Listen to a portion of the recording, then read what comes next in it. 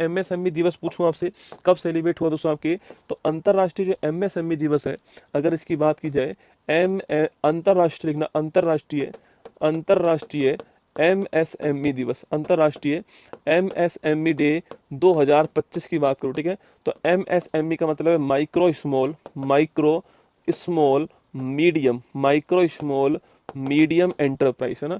तो micro small medium enterprise जो होता है वो होता है MSME, micro small medium enterprise होता है, ठीक है।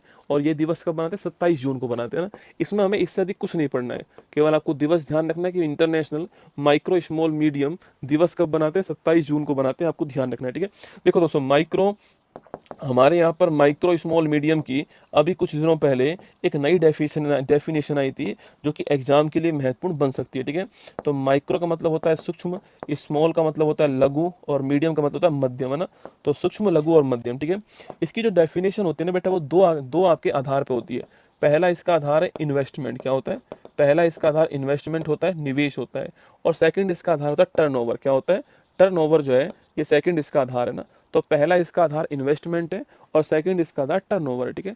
जो पहला जो इसका आधार इन्वेस्टमेंट है, अगर इसकी बात करूं मैं आपसे, तो लिखिएगा 2.5 करोड़, आपके 2.5 करोड़ तक का जो आपके इन्वेस्टमेंट किसी में हो रहा है तो माइक्रो होगा ना, 25 करोड़ तक का आपके स्मॉल होगा, और 125 करोड़ पूछूं आपसे ये होगा मीडियम, ठीक है।